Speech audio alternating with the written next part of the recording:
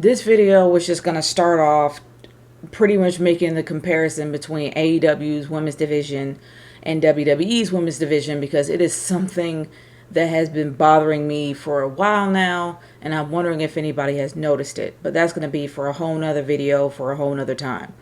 I watched Hell in a Cell last night, and I'm not going to lie, I was pretty much falling asleep throughout most of it, but it wasn't because it was boring, it was because my allergy mess was putting me to sleep. But at the moments where somehow my adrenaline kicked in was 3 matches that kind of kept me going. Now, I'm not going to really go too much in depth with the entire card because there's a lot of matches that I didn't care about, which pretty much includes Madcap Moss versus Baron Corbin. I mean, Happy Corbin, because even though they did everything they could to try to beef up the crowd for that feud, I don't think anybody cared that much. And I mean, that's just me personally. I don't care much for that feud, and I kind of want it to be blown off. It needs to be done.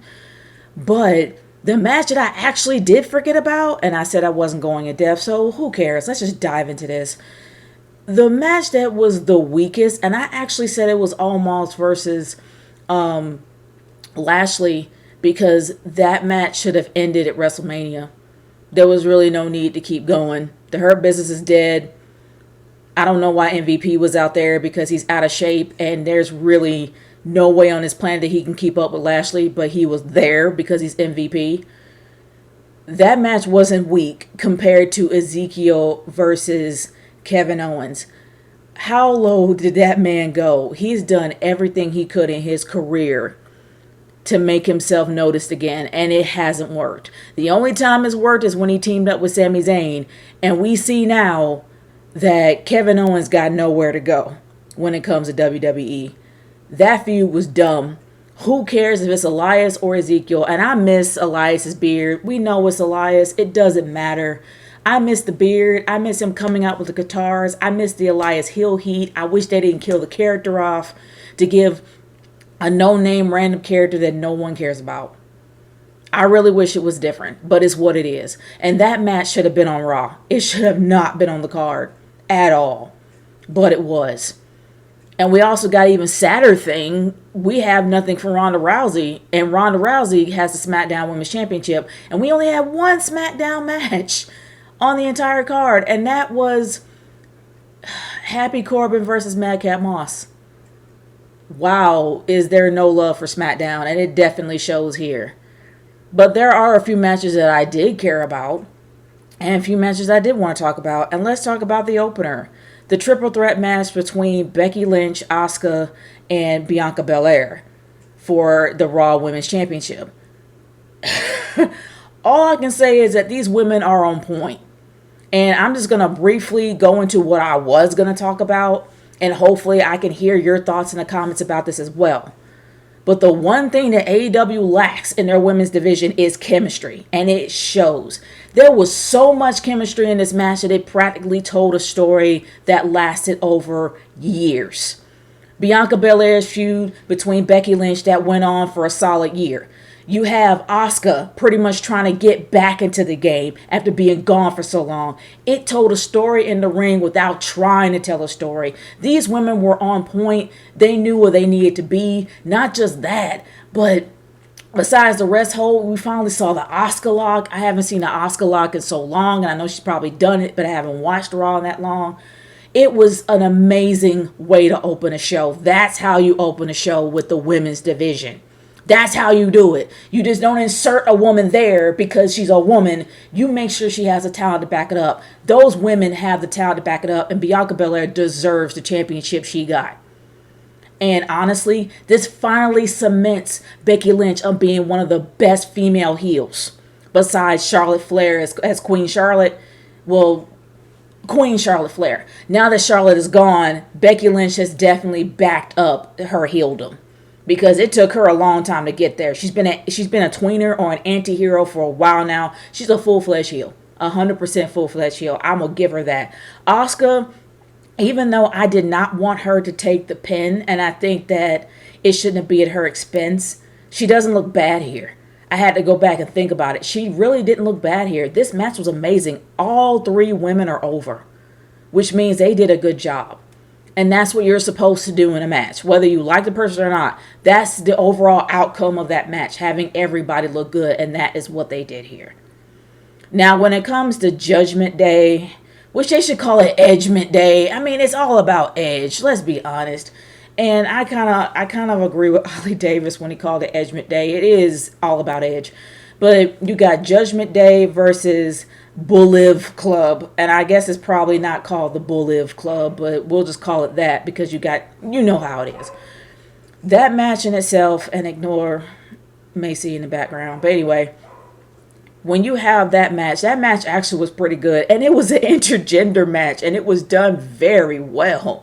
And honestly, Liv Morgan has come such a long way, and it's so great to see her excel in what she's doing. She's done so well over the past few years. And even though she's out of the title picture for now, I think that she could be a candidate in going into the title picture again. And the same thing for Rhea Ripley. We've known this about Rhea Ripley. She should have been in the title picture a long time ago, but she's never been able to grab that brass ring. And I hope that there'll be a chance that she can do it. It showcased to both women in the best light. Now, when it comes to seeing AJ Styles, Finn Balor, and honestly, it's great to see Finn Balor in. Even though he lost, that match was still really good. It really was good. Everybody was able to shine here, especially Damian Priest. Everybody was able to shine here, in my opinion. This match was actually one of the best. One of the best intergender matches I have seen in a very long time. They did a very good job with this match, and I enjoyed it. As sleepy as I was, it definitely got my adrenaline kicked in, and I was paying attention. It really was a very good match. Now, I got to talk about the sleeper hit, and I really wish it got a lot more credibility than it deserved. And even though I'm not a big fan of Austin Theory versus Pat McAfee for this past WrestleMania, that was one of the best. I'm sorry, it was. And it made me look at Austin Theory more. And his match versus Mustafa Ali was one of the best. It brought me back to the Cruiserweights when we had the Cruiserweight Classic. I don't know if Austin Theory was in it, but it reminded me so much of the Cruiserweight Classic. And it also reminded me so much of 205 Live, even though that doesn't matter anymore, but during the time when it did matter. But honestly, that was one of the best matches I've ever seen for the U.S. title. I think the wrong man won, but I'm hoping they actually do something with Mustafa Ali because he's one of the best, and he has been slept on for far too long. That was definitely a sleeper hit and one of my favorite matches by far. So let's get into the main event. I actually saw this before the match started, an hour before, through Bleacher Report. Breacher, I think it's Breacher Report. I don't know. From BR Report or what. I actually saw the physical injury he had. I heard from an article that he got a tear from the last scrum that he had with Seth Rollins, and he had a partial.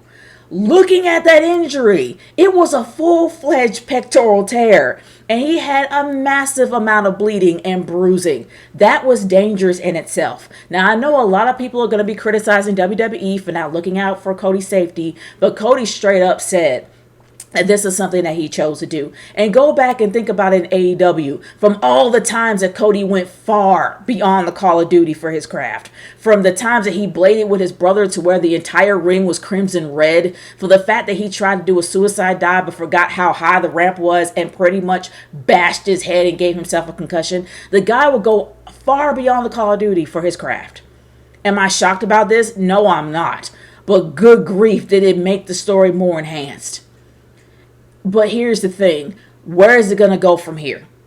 Even though he has pretty much booked himself into being the top babyface of Raw at this point, where is it going to go? Because he's going to be out for a while for a full pectoral tear. He's going to probably be out for maybe 6 to 8 months, depending on the extremity of it.